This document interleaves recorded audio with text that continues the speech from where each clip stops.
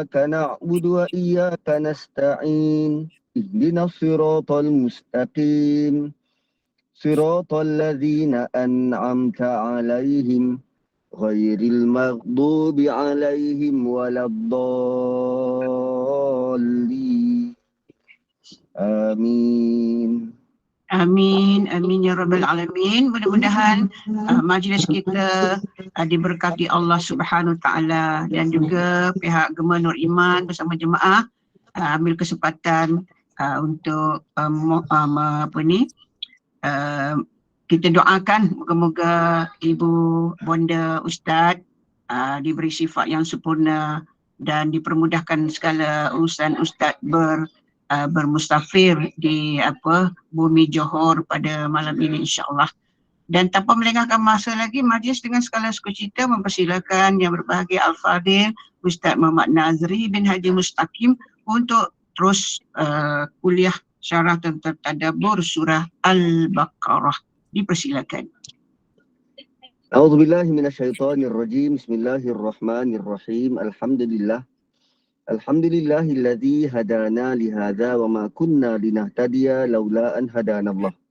Nashhadu an la ilaha illallah wahdahu la syarikalah wa nashhadu anna sayyidana wa maulana Muhammadan abduhu wa rasuluh. Assalamualaikum warahmatullahi wabarakatuh. Semalam kita berhenti pada ayat yang ke-34. Wa idh qulna lil malaikati isjudu li Adam fasajadu illa iblis aba wastakbara wa kana minal kafirin. 35. Wa qulna ya Adam uskun anta wa zawjukal jannah wa kula minha ragadan haitsu syi'tuma wa la taqraba hadhihi syajarata fatakuna minaz zalimin. Ketika Allah Subhanahu wa taala titahkan kepada Adam, uskun anta wa zawjukal jannah. Tinggallah engkau bersama dengan pasanganmu di syurga. Wa kula minha ragadan haitsu syi'tuma. Menariknya perkataan syurga Allah gunakan dengan alif lam, the syurga. Itu pun sudah menunjukkan syurga yang Nabi Adam duduk ini syurga yang khusus untuk dia, syurga yang tertentu, bukan seperti kebanyakan syurga yang lain. Bukan syurga kita lah, syurga yang tertentu untuk Nabi Adam dan pasangannya. Dan sebelum saya terus kepada ayat seterusnya, 34-35, kita nak masuk 36 pada malam ini. Fa'azallahumma syaitan. Saya nak bawa satu cerita, satu analogi. Bayangkan seorang pekerja yang yang dia kerja dekat satu syarikat tu daripada bawah. Dia kerja dekat syarikat tu daripada bawah, dia upgrade diri dia, dia belajar tentang pengurusan, dia ambil diploma, dia mula daripada SPM, kemudian dia ambil diploma, tambah lagi kemahiran, dia ambil degree, kemudian sambung pelajaran dan akhirnya dia menjawat jawatan antara yang tertinggi dalam syarikat. Kalau CEO tu paling besar, dia mungkin CFO yang menguruskan operasi. Kalaupun tidak nombor 2, dia nombor 3 dalam syarikat tu. Di bawah sikit daripada owner syarikat. Lalu pada satu hari sedang dia menguruskan fail, mungkin tengok email. Owner syarikat tu datang dengan bawa satu anak kecil. Kecil tak kecil, usia berapa? 15 tahun begitu, 16 tahun. Lalu owner syarikat arahkan kepada CFO ni, boleh tak kau buatkan air untuk budak ni? Dia nanti aku akan lantik dia sebagai branch manager.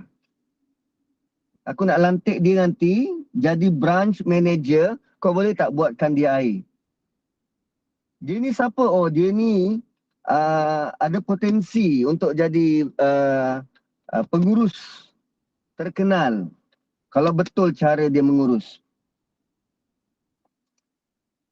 Satu sudut, layak ke orang tu kan?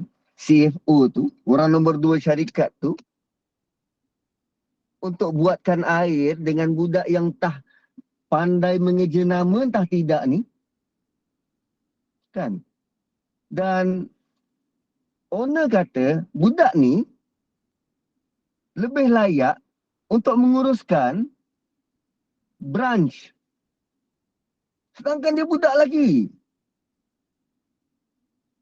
Kan? So, bila Allah titahkan kepada malaikat akan dihantar ke bumi khalifah dan jasad Adam sudah pun dipertontonkan, ditayangkan. Iblis yang sudah lama di situ, yang sudah membina tapak, begitu terkehadapan ketaatan berbanding malaikat yang lain. Kalau kita lihat CFO tu, wajar tak iblis persoalkan benda ni? Wajar tak iblis kata aku dibuat dari api, dia dibuat dari air? Sama macam CFO tadi, yang bermula dari bawah, sampai ke tingkat paling atas, tiba-tiba owner syarikat kata, ni, budak ni nak ganti tempat engkau. Siapa budak ni? Tuan-puan, saya nak bagi tahu bahawa benda ni berlaku. Benda ni berlaku dan ia realiti dalam dunia kehidupan manusia. Dalam komunikasi manusia. Ada je orang yang mula daripada bawah. Mula dari bawah. Kan, sisi dekat jabatan. Grade berapa? 39, grade 38. Tiba-tiba datang PTD muda. Usia setahun jagung. Nak mengarahkan itu dan ini. Siapa kau? Kau baru fresh graduate. Dia ditakdirkan dapat jawatan lebih tinggi, 41, 44. Nak mengarahkan orang yang 30 tahun, 20 tahun pengalaman dalam pentadbiran. Itu yang berlaku, tuan-tuan. Dan realiti itu berlaku. Dan sekarang Allah nak ajar kita tentang beriman dengan qada dan qadar. Apa tindakan orang yang lebih senior bila melihat junior masuk? Masih nak kata, aku senior, kau junior. Tak jauh beza dengan iblis.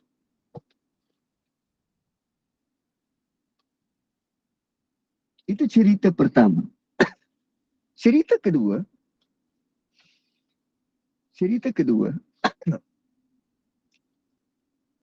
yang budak ni masuk kerja setelah melalui proses interview dan suatu interview tu di briefing begini dan begini. Kalau kerja nanti akan dapat benefit begini dan begini. So bila tahu budak ni nak masuk kerja, maka dia orang-orang lama ni, dia dengan perangai lama dan cuba untuk mempengaruhi.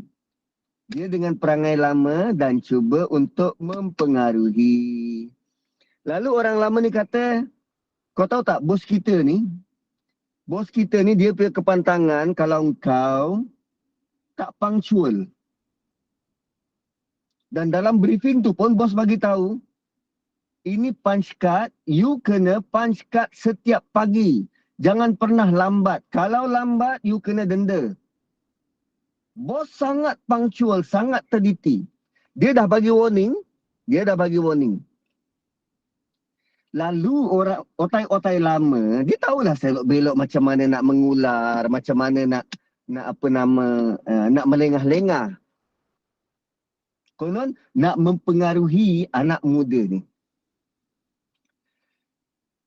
Lalu otai lama ni dia pujuk-pujuk, jom lah Ngopi dulu, jom ngeteh. Tak boleh lah, kena punch card lah, kena punctual lah, tak boleh lah. Sedang dia nak memujuk-mujuk tapi seolah-olah orang anak muda ni tak makan pujuk. Lalu sebagai orang lama dah tentu dia dapat info terkini daripada syarikat. Well, orang baru email pun tak ada. Kan, orang baru kadang email pun belum ready, email pun tak ada. Lalu orang lama bila dapat email,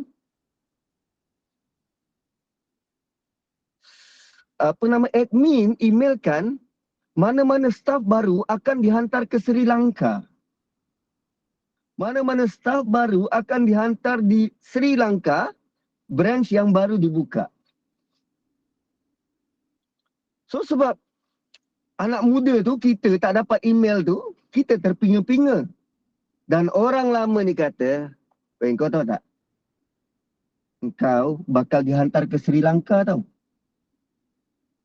Tuan-puan elok-elok duduk Malaysia boleh balik kampung walaupun jam. Siapa angkat tangan nak hantar ke Sri Lanka bekerja kat situ? Tak ada dia kan? Tak apa Zimbabwe sana. Ke dekat apa? Ukraine. Confirm lah tak nak. Tapi dalam briefing tak dibagi tahu. Semua orang tahu, semua dapat email tu. Kita tak dapat. Kita tak dapat. Lalu orang lama ni kata, tengok kan kau kena hantar pergi Sri Lanka. Betul macam mana? Macam mana cik? Saya tak nak ni, saya tak nak. Pergi Sri Lanka kan teruk. Yang begitu, yang begini. Hantar internet pun tak ada. Kau nak apa? Nak 4G, 3G dengan ambil kau tak boleh. Kan? Dengan macam-macam dihasut begitu dan begini. Lalu orang lama kata, aku ada satu jalan. Kalau kau tak nak dihantar ke Sri Lanka, kau cuma perlu buat pihak pengurusan hangin dengan kau. Apa dia? Kau masuk lambat.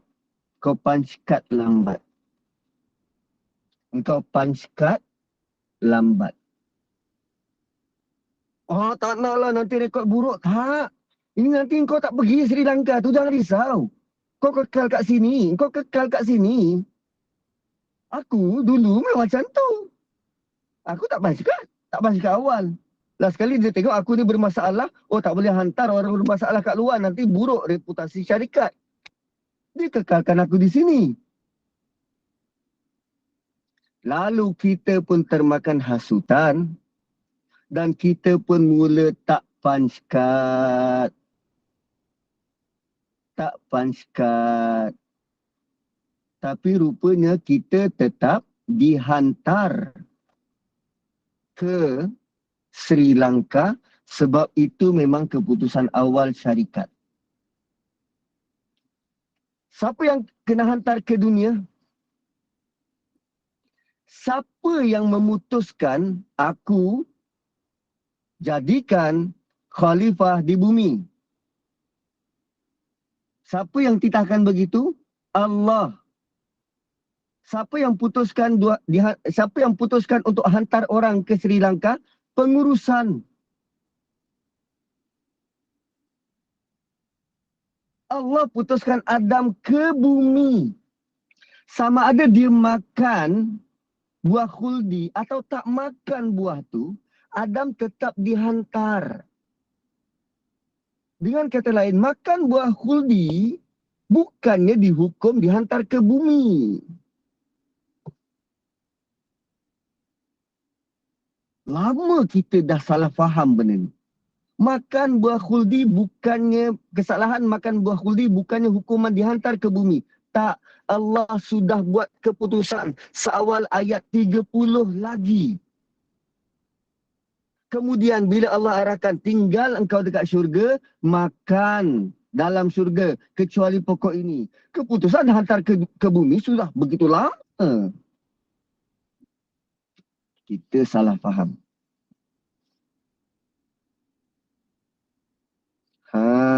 Gitu. Cuma dalam dalam grup perbincangan kita orang dengan Ustaz Syari, dengan ada beberapa lagi asatizah, kami sedang membincangkan tentang kedudukan iblis.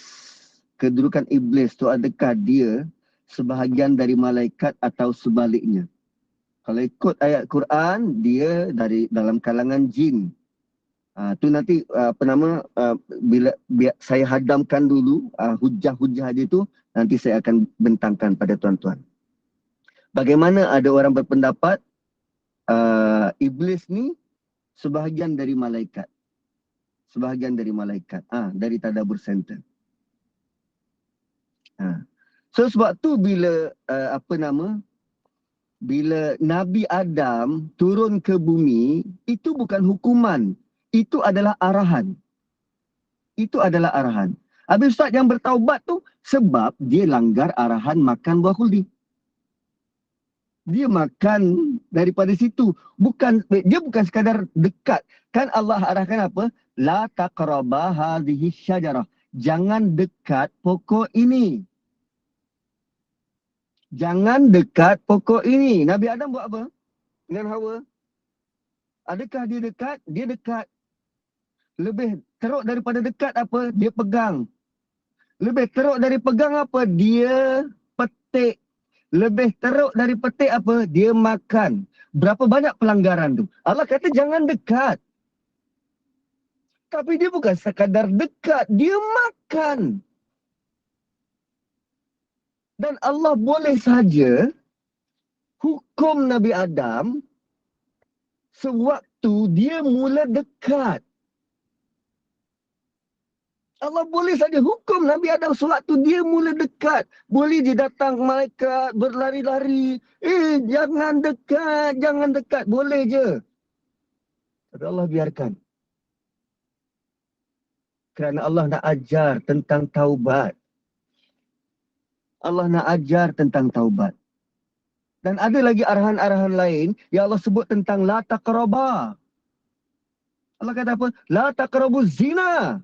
Innahu kana fahisyah wa sa'a sabila. Zina tu dekat pun tak boleh, apatah lagi pergi buat.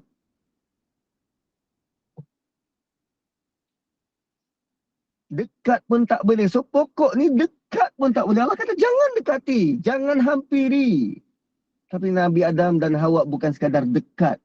Dia makan buah itu. Dan kita gelar sebagai buah khuldi kerana kita setuju dengan suggestion daripada syaitan bahawa pokok ini menjadikan Adam dan Hawa kekal di syurga. Allah tak sebut apa nama buah. Allah tak sebut apa nama pokok. Syaitan yang kata syajaratul khuld. Syaitan yang kata pokok ni menjadikan kau kekal. Gitu. So better kita hanya menggelarnya sebagai pohon larangan. Pohon larangan. Syaitan yang memberi gelaran nama buah tu, nama pokok tersebut. Okey. So cerita pertama tadi kita nak tahu tentang apa emosi iblis. Apa emosi iblis? So kita buat perbandingan dengan CFO tadi, pekerja yang setia tadi. Dia seolah-olah macam, apa aku tak layak ke? Kenapa orang lain? Aku dah lama berkhidmat. Kenapa bukan aku? Kenapa orang lain? Kenapa budak ni? Dia ni siapa? Can. So saya nak bawakan emosi. Emosi iblis tu. Cerita pertama. Cerita kedua, saya nak menjelaskan tentang turun ke bumi bukan hukuman. Turun ke bumi adalah arahan. Nabi Adam tidak dikenakan hukuman. Nabi Adam ditawarkan nak bertaubat atau tak. Kalau ikut syaitan iblis buat salah tak? Buat salah, dia tak sujud. Dia buat salah. Adam buat salah atau tidak? Buat salah. Dia bukan sekadar dekat, dia makan. So sekarang dua-dua buat salah kan? Dua-dua buat salah. Dan salah satu pihak bertaubat. Allah nak bagi tahu kita, beriman dengan qada dan qadar akan berlaku suatu pada diri kita. Akan berlaku suatu pada diri kita. Sama ada berbentuk ujian kesenangan atau ujian kesukaran. Dan Allah nilai cara kita bertindak. Kalau kita buat salah, optionnya ialah taubat. Bukannya biarkan menyalahkan orang lain. Itu perangai iblis. Iblis tidak pernah bertaubat. Iblis malah rasa dia bagus. Itu iman dengan qada dan qadar. Kita untung ke, kita rugi ke, Allah nilai tindakan kita. Allah nilai refleksi kita. Kita untung, ingat Allah tak? Kita rugi, dah tentu ingat Allah. Tapi waktu kita untung, waktu kita gembira, kita ingat tak Allah? So itu perbezaan Iblis dan Adam. Itu yang cerita ni Allah bawa. Supaya cara kita melihat qada, ketentuan Allah dan kadar yang Allah tentukan itu dengan lebih jelas dan clear. Tuan-puan, manusia pertama yang boleh komplain pada Allah, waktu dia makan buah khuldi, kan? Yang boleh komplain pada Allah waktu dia makan buah khuldi dan Allah turunkan dia ke bumi. Siapa? Adam. Adam boleh dia cakap macam ni. Ya Allah, engkau memang dari awal nak turunkan aku ke bumi kan? Kau memang dari awal nak turunkan aku ke bumi. Memang kau dah tentukan. Bukan aku salah makan buah khuldi ni. Bukan biasa kita dengar orang kata, memang Allah tentukan aku jadi pencuri, nak buat macam mana? Memang beginilah nasib hidup aku, nak buat macam mana? Ada tak Adam, Nabi Adam, merungut macam tu? Tak ada. Nabi Adam nyatakan taubat, mengaku silap, mengaku salah. Bukan blaming others, salahkan orang lain. Menyesali apa yang dia buat. Dan tuan-puan, kita nampak perangai-perangai itu diwarisi dari siapa? Ada antara kita yang begitu cepat minta maaf. Salah sikit minta maaf. Puan minta maaf puan. Bonda minta maaf bonda. Kan Ustaz minta maaf Ustaz. Dan ada orang yang dah terang-terang buat salah, malah menyalahkan pula orang lain. Wow. So sekarang terpulang pada kita setelah kita lalui cerita sampai ayat yang ke-35 ini. Kita melihat dimensi baru, kisah Adam dan Iblis. Kita melihat dimensi baru, kisah Adam dan Iblis. Okey. Ayat 36. Ayat 36 juga menjawab satu kekeliruan yang besar. Quran sebut, فَأَزَلَّهُمَا الشَّيْطَانُ عَنْهَا. Syaitan menggelincirkan kedua mereka dari syurga. Syaitan menggelincirkan kedua mereka dari syurga. Oh, Nabi Adam dan Hawa tidak tergelincir dengan sendiri. Yang menggelincirkan mereka siapa? Syaitan. Sekarang Allah bagi tahu Adam dan Hawa tidak bersalah. Yang keluarkan mereka dari syurga, syaitan. Bukankah Barat mempelopori idea bahawa perempuanlah punca, Hawa lah punca kita keluar dari syurga. Sebab tu Eve becoming evil. Sampai macam tu. Perkataan evil itu berasal daripada Eve, Hawa. Kerana dialah bertanggungjawab untuk hasut Adam makan dari buah dari pohon larangan dan mereka tergelincir dari syurga. Tapi ayat 36 Allah kata tak. Syaitan yang gelincirkan mereka. Syaitan yang bersalah. Ini semua syaitan punya kerja.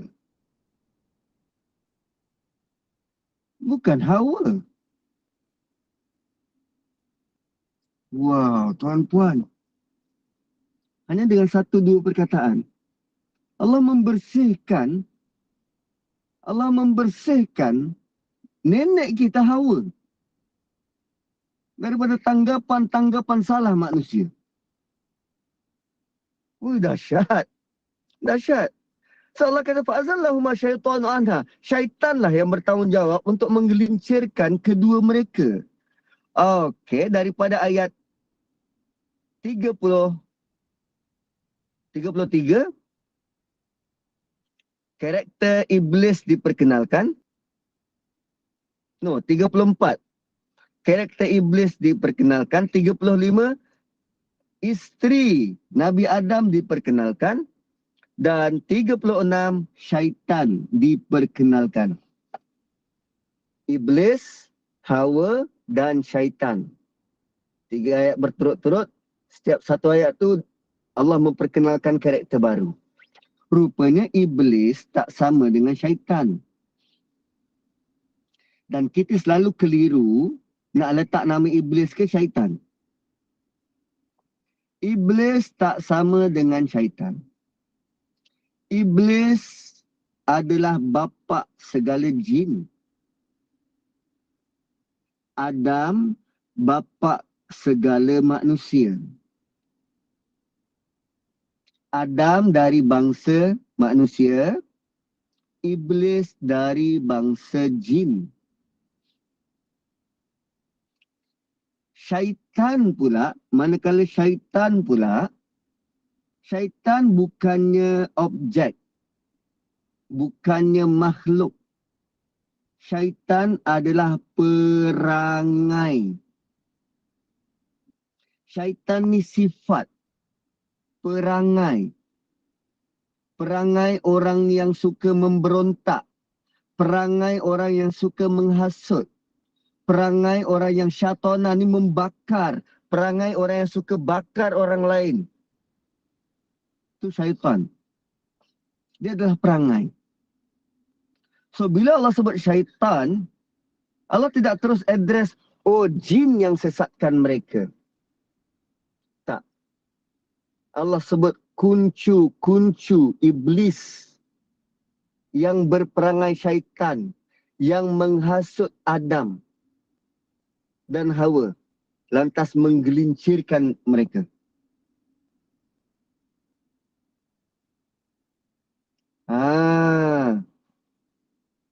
So, syaitan ni, dia boleh jadi jin yang bersama-sama dengan iblis dalam kalangan malaikat pada waktu tu. Tapi sebab dia tengok ketua dia, iblis tak sujud. Waktu Allah suruh sujud, dia tengok ketua dia tak sujud. Dia nak ikut tapi dia macam berbelah bagi serba salah. Aku sujud je lah. Tapi iblis tetap tak sujud. Kan ayat 34 dekat hujung, 33 dekat hujung, Allah kata wa ma kuntum taktumun, apa yang kamu semua sembunyikan. Kamu semua. Allah tak kata wa ma kunta, engkau seorang. Tak. Kuntum, kamu semua. Kamu semua. Wa kana minal kafirin. Ramai. Dia daripada dulu lagi dia kufur. Allah sedang bahasakan jin dan iblis pada waktu itu. Jin-jin yang menyokong iblis. Tapi mereka menyembunyikan sokongan tu, tak tunjuk. Kalau tak, dengan jin-jin kena halau. Tapi iblis yang berani, iblis dihalau. Jin yang tumpang simpati pada ketua dihalau, menaruh janji, dendam, kesumat kepada Adam. Aku akan pastikan dia keluar dari syurga. Sebab Allah kata fa'azallahum syaitan. Syaitanlah yang menggelincirkan kedua mereka dari syurga. Dan cara syaitan gelincirkan itu sangat halus. Makan masa. Progressingnya 1% per day. Mungkin 0.5. Yang penting ada progress. Sikit-sikit. Sehinggalah keduanya termakan pujuk. Termakan pujuk. Lalu Allah kata, فَأَخْرَجَهُمَا مِمَّا كَانَ فِيهِ. Lalu keluarlah kedua mereka daripada syurga. Daripada apa yang mereka nikmati sebelum itu. Kemudian Allah kata apa pada ayat 36? وَقُلْنَا بِطُوا بَعْضُكُمْ لِبَعْضٍ عَدُوٍ. Turunlah kamu semua, kami arahkan, turunlah kamu semua, ihbitu, turunlah kamu semua, ba'dukum li ba'din adu. Sebahagian kamu akan jadi musuh kepada sebahagian lain. Sebahagian kamu akan jadi musuh kepada sebahagian lain. Dan ayat ni saya pernah kongsi di TV Hijrah minggu lepas. Yang membuatkan ramai orang terkejut. Tak melihat musuh sebenar.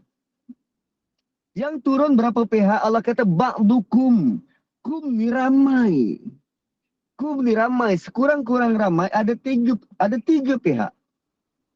Yang turun dari syurga ke bumi ada tiga pihak. Pertama Adam, mewakili lelaki keseluruhannya. Kedua Hawa, memiliki perempuan keseluruhannya. Dan yang ketiga syaitan dan generasinya. Syaitan dan generasinya. So sekarang tuan-puan, bila Allah kata ba'dukum li ba'din adu, sebahagian kamu akan menjadi musuh kepada sebahagian yang lain. Allah kata tiga pihak, so tiga pihak ni akan saling bermusuhan. Tiga pihak ni akan saling bermusuhan. So kalau kita tengok dunia sekarang, lazimnya lelaki akan bermusuhan dengan siapa? Perempuan. Malah perempuan pula kerap memusuhi lelaki. Contoh paling mudah. Yang kahwin orang lain. Yang hangin orang lain. Yang kahwin dua Samsul Yusof. Yang marah dia kahwin dua. Rata-rata yang berlainan jenis. Kan? Dia kahwin, kau yang panas. Apa sal? Biarlah. Malah sampai ke tahap boleh gelar gitu dan begini. Keluarkan video-video lama. Wih, macam-macam tuan-puan, macam-macam. Kita punya rosaklah cara berfikir sampai ke tahap kita bincangkan rumah tangga orang lain terbuka. Kita bincang rumah tangga orang lain secara terbuka. Tuan-puan nak ke Allah buka aib rumah tangga kita di dunia?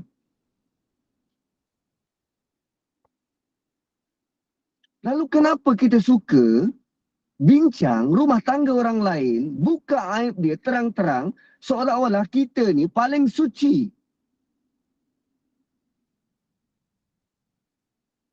Hui. Dan yang jelas, lelaki gaduh dengan perempuan. Suami isteri gaduh. Persaingan dalam perniagaan lelaki perempuan gaduh. Dalam jabatan lelaki perempuan gaduh. Gaduh, real punya gaduh.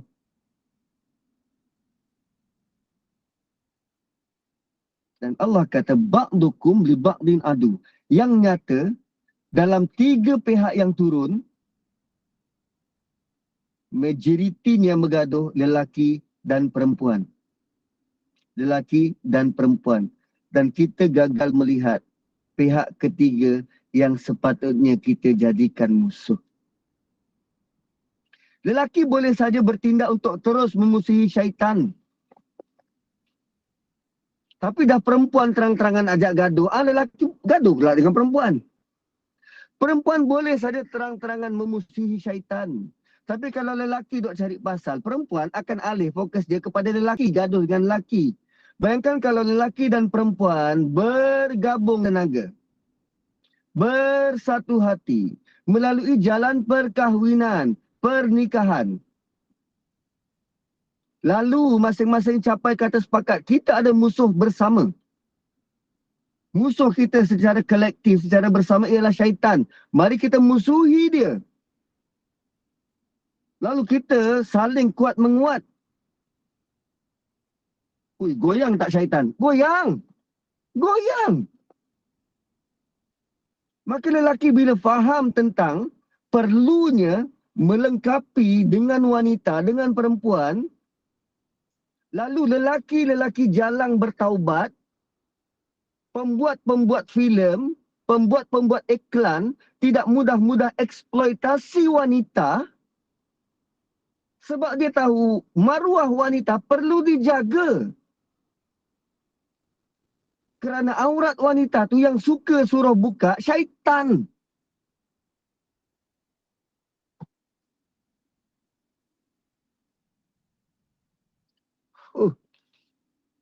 Teruk gila kita, teruk gila.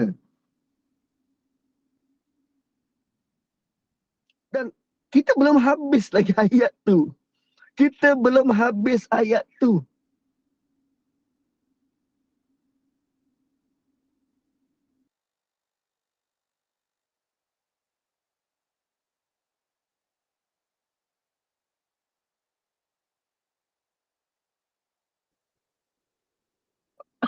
Sorry, terputus.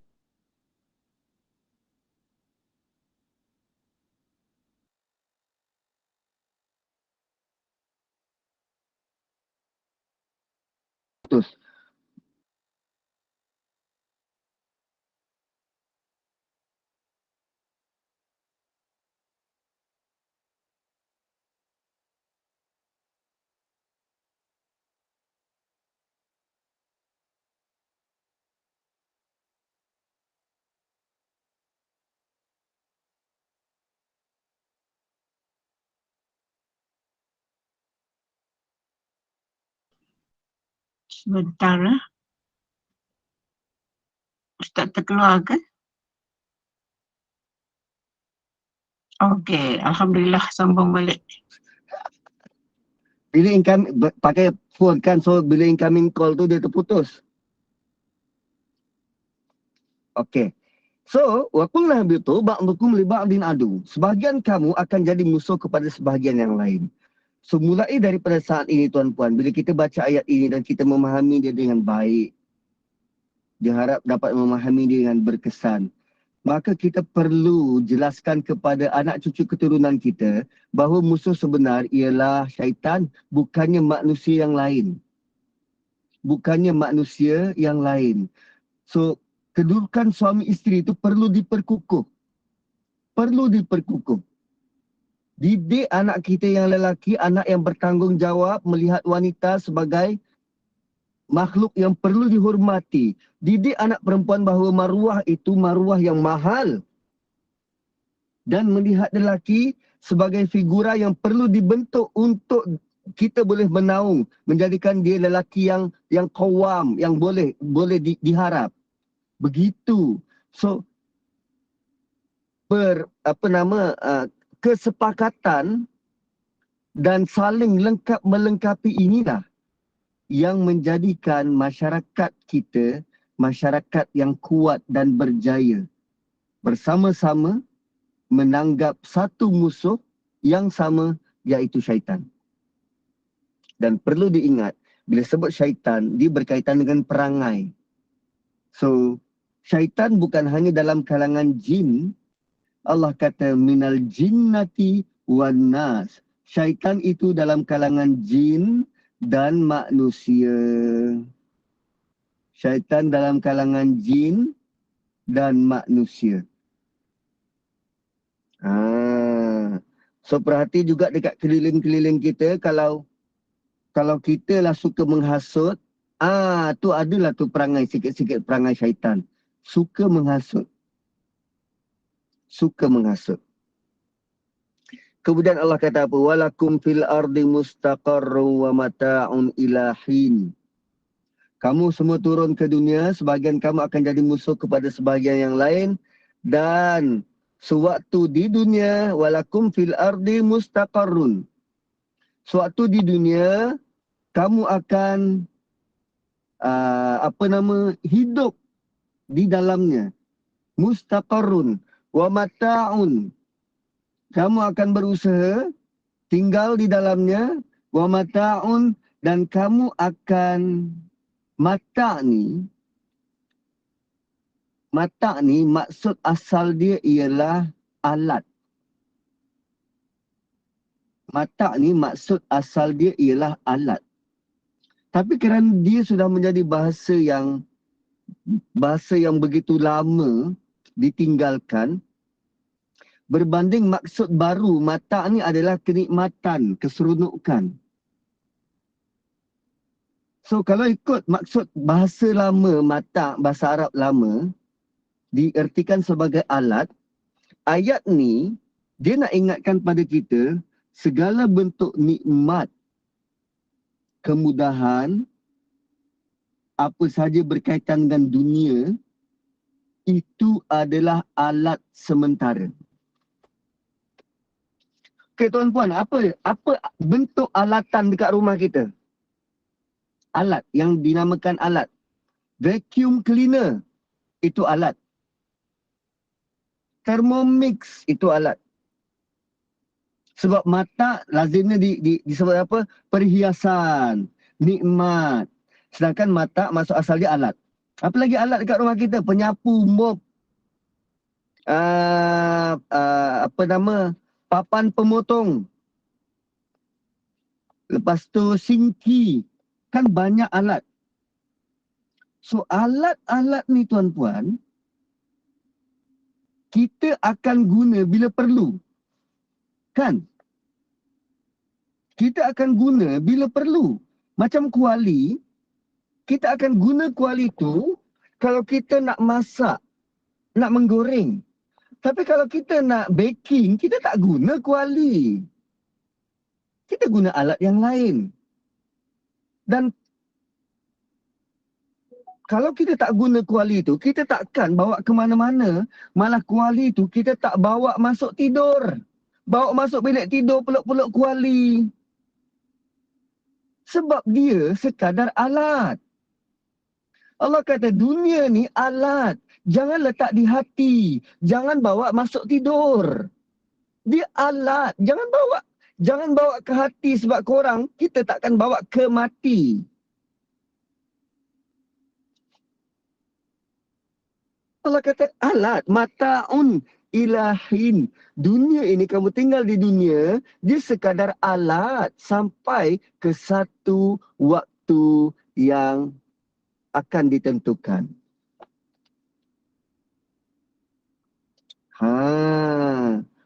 So malam ni bolehlah cuba-cuba belajar peluk kuali tidur. Kan. So dia alat je. Tak perlu bawa tidur. Dunia ni alat. Jangan sampai kita bergaduh semata-mata alat.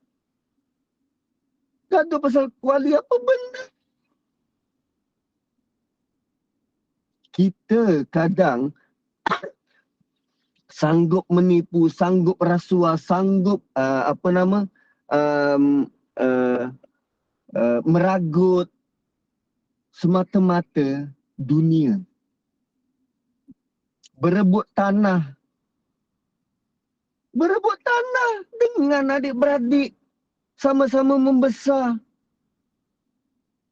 Tak nak mesti ada nama dia dekat tanah tu, dekat geran.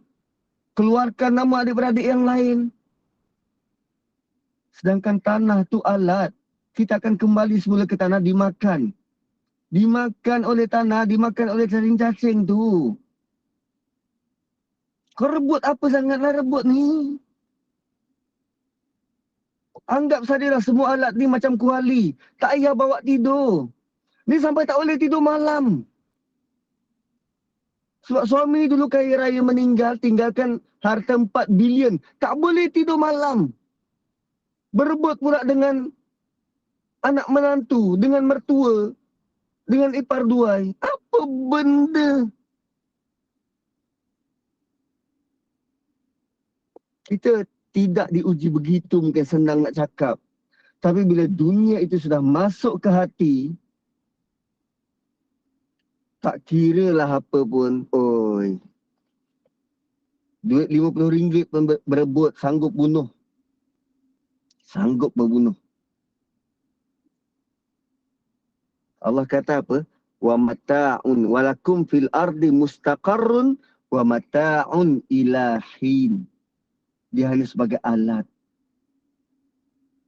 Dan bila alat, tinggalkan dia sebagai alat. Benda tu yang susah nak buat. Sebab dunia ni dekat. Selalu kita masukkan dalam hati. Malah kita sayang-sayang. Tak payah jauh lah tuan-puan. Handphone depan mata ni. Handphone depan mata. TV kat rumah. Kasut yang kita pakai. Kereta yang kita bawa. Kalau tercalar sikit. Kita punya rungsing tu. Ya Allah. Kenapa jadi macam ni? Kenapa calar ni? Cepat-cepat kita pergi cari kedai polis. Oh, tak nak tengok ni calar-calar ni. Tak nak geli. Luka hati ni. Sedangkan tu alat je. Bayangkan termomix kita tercalar sikit. Anak kita jatuhkan pasu dari Sarawak. Harga RM15,000. Kita marah anak gila-gila sampai buang anak, buang keluarga. Walhal yang jatuh tu pasu. Kita lebih pandang tinggi alat berbanding nilai jiwa anak. Lain tuan-puan, lain. Teruk manusia ni, teruk. Oh, by the way, tuan-puan, saya semalam terpengaruh dengan ajakan rayuan isteri saya. Kata, bang, ada cerita baru bang, best. Cerita baru, Netflix baru masuk. Jom kita tengok. So semalam saya tengok maraton cerita tu. Setakat dia baru keluar 8 episod. Kalau tuan-puan bersemangat nak tengok, The Glory. Cuma rating cerita ni 18. Dia adalah dengan tak tahulah Korea dah terpengaruh dengan cara barat buat filem. Filem tu jalan cerita dia sangat bagus. Jadi dia datangkan cerita bagaimana orang-orang yang teraniaya ni, orang-orang yang dibuli, orang-orang yang teraniaya boleh berubah hati dia untuk balas balik.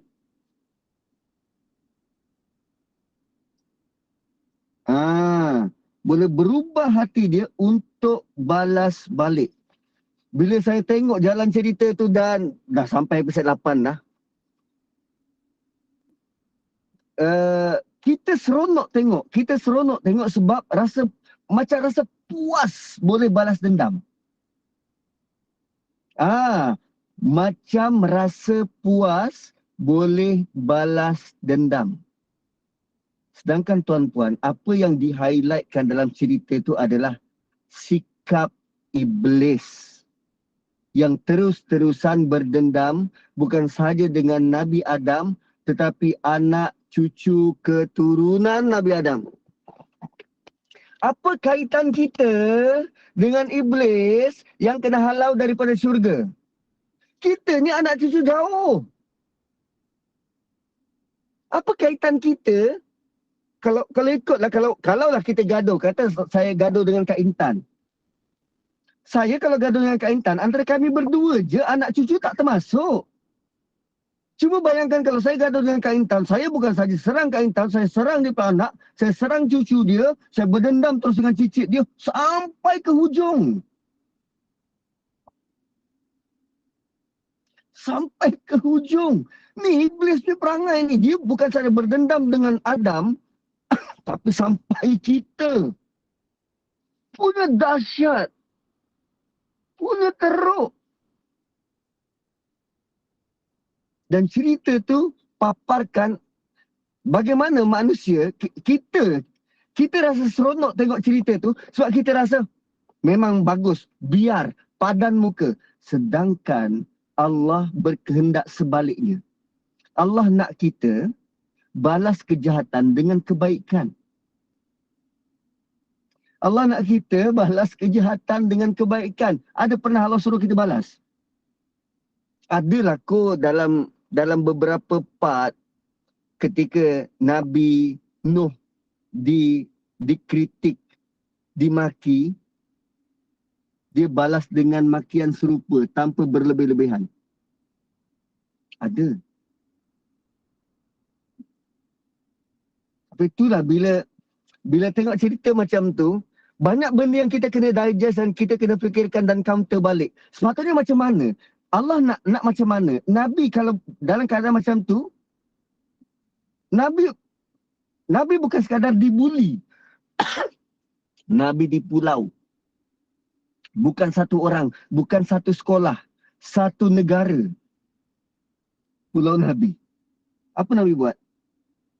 Nabi balas balik? Tidak. So, melihat cerita yang dibuat oleh manusia, konon-konon memaparkan realiti masyarakat, anak kita tumpang tengok, kan? Anak kita tengok, macam mana kita nak betulkan balik cara pandang anak kita. Cerita tu sepatutnya begini, kalau ikut apa yang Nabi buat.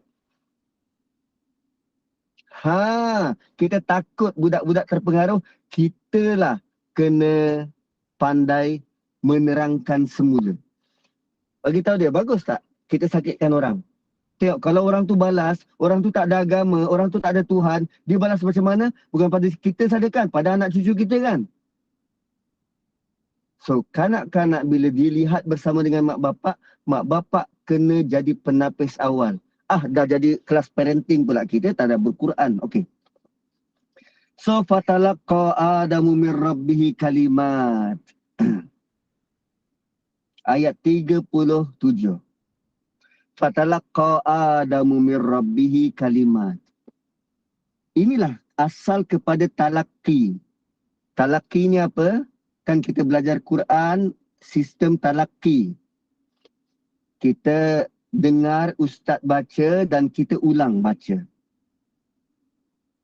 Sekarang Nabi Adam diajar oleh Allah beberapa kalimat secara talaqi. Adam buat salah, Hawa buat salah, Allah ajar Adam dan Hawa beberapa kalimat. Kalau buat salah, sebut begini. Tuan-puan, kalau anak kita buat salah, kita bagi arahan pada anak kita, dan anak kita buat salah, apa kita buat? Kita punya kecenderungan hukum. Sebab dia tak dengar cakap. Tapi cara Allah dealing dengan kesalahan Adam, Allah ajar Nabi Adam macam mana nak minta maaf. Salah tetap salah. Tapi Allah ajar Nabi Adam macam mana nak minta maaf. Anak kita buat salah, tolong ajar dia macam mana nak minta maaf. Ajar anak kita minta maaf tu adalah usaha untuk memperbaiki keadaan. Dan apa yang Allah ajar. Bikalimatin, beberapa kalimat untuk mewajarkan kalimat yang Allah ajar tu untuk membolehkan Allah memaafkan Nabi Adam. Fataba alaih. Lalu dia bertaubat pada Allah. Innahu huwat tawwabur rahim. Allah tutup ayat itu dengan sesungguhnya Allah sangat-sangat penerima taubat. Lagi Ar-Rahim. Ar-Rahim dekat mana ni? Akhirat. So Nabi Adam punya taubat diterima pada waktu itu dan Allah jamin. Allah jamin dia selamat di akhirat. Ar-Rahim. Dia selamat di akhirat. So bila kita cerita tentang hadis akhir zaman yang manusia pergi jumpa Nabi Adam, gini Nabi Adam kata, ya aku dulu ada tu buat salah, makan buah larangan. Cek balik status hadis tu, betul ke tak? Kalaupun Nabi Adam mengaku itu bukan dosa sebab sudah diampunkan. Sudah bertaubat. So dosa yang kita dah taubat jangan ungkit. Sebab Allah dah padam, kenapa perlu ungkit? Kan? Isteri pertama Samsul yang buat begitu dan begini sebelum dia kahwin dengan Samsul dulu, semua orang ungkit, keluarkan balik.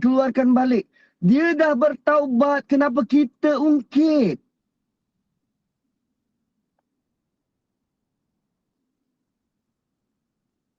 Ui, tuan-tuan.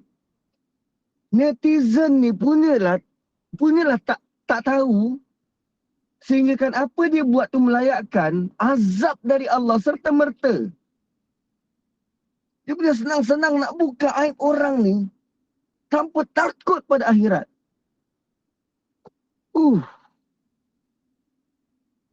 Wih dahsyat. Dan moga kita berusaha agar kita tak buat sesuatu yang mendatangkan aib pada orang dan moga Allah tutup aib kita.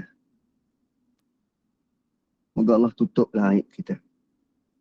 So bila Adam bertaubat, taubat ni diterima. Adam buat salah kerana pujuk rayu orang lain. Lalu Allah tawarkan kalimat-kalimat. Allah ajar kalimat untuk bertaubat. Lalu Adam patuh dan turut untuk bertaubat. Beza Adam dan Iblis ialah Adam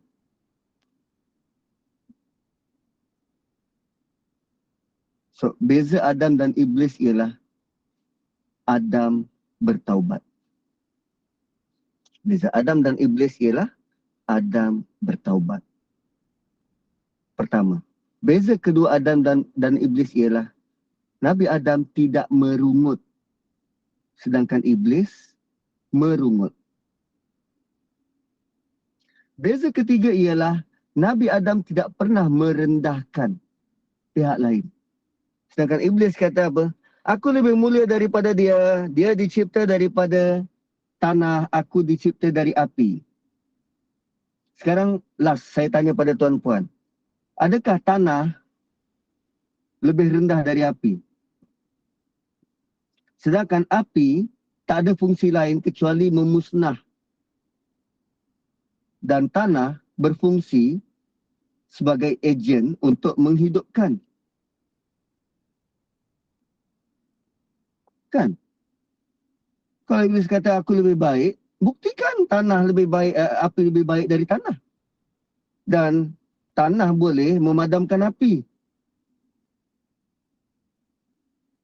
Dan Allah tidak pernah kata api lebih baik dari tanah. Tak pernah. Allah tidak pernah buat perbandingan macam tu. Api lebih baik dari tanah. Since when? Kalaupun kita buat perbandingan, ternyata tanah lebih banyak kebaikan berbanding api. Allah tak pernah buat perbandingan. Dia pandai-pandai, palatau, buat perbandingan begitu. Lalu dia kata, betul lah aku betul sebab api lebih baik dari tanah. Tak malu ke? Syok sendiri macam tu. Tapi bila dia sudah dikuasai oleh dendam dan marah, dia tak peduli. Dia tak peduli sama ada yang dicakap, pegangan yang dia pegang tu betul atau tidak. Bahaya tuan-puan. Orang yang tak peduli dah, dia tak peduli apa yang dicakap tu, apa yang dia pegang tu betul atau tidak, tak peduli. Yang penting matlamat dia tercapai. Aku lebih baik dari dia. Satu kita pelik kalau ada orang atas muka bumi ni yang rasa dia lebih baik daripada orang lain. Nak je kita tanya, awak punya debu memang lebih mulia daripada debu saya ya? Atau awak punya debu tu debu yang istimewa sikit berbanding debu orang lain? Kita sama-sama manusia mah, sama-sama tanah. Kalau awak tu dicipta dari api tu, tu lain lah sebab pernah dulu leluhur yang dicipta daripada api ni merasa dia lebih baik daripada tanah. Kan? So yang perasaan baik, perasaan bagus, perasaan mulia dan tinggi ni, Allah sangat tak suka. Allah sangat tak suka. So 94 minit, minta maaf kerana terlebih masa. Mungkin tuan-puan ada kelas lepas ni. So apapun, ada lagi satu ayat nanti kita akan tutup untuk pertemuan selepas ini. Ayat tentang bagaimana, apa persediaan sewaktu Nabi Adam berada di muka bumi sebelum kita masuk ke cerita seterusnya. Barakallahu li wa lakum. Kembali kepada moderator. Assalamualaikum warahmatullahi wabarakatuh. Dan saya tutup dengan tasbih kafarah dan suratul asr. Subhanakallahumma bihamdik. Nasyhadu an la ilaha illa anta. Wa nastaghfiruka wa natubu ilaik. Wal asri innal insana lafi khusr. Illa alladhina amanu wa amilus salihat. Wa tawasaw bil haqqi wa tawasaw bis sabr. Assalamualaikum warahmatullahi wabarakatuh. Waalaikumsalam warahmatullahi wabarakatuh. Alhamdulillah. Jazakallah khairan kasiran. Al-Fadil Ustaz Muhammad Nazri bin Haji Mustaqim yang mentadabbur ke surah Baqarah ayat 35 hingga 37, iaitu di mana kisah Nabi Adam dan Iblis, di mana Adam mengaku salah, menyesali apa yang dibuat, dan akhirnya kita lihat Allah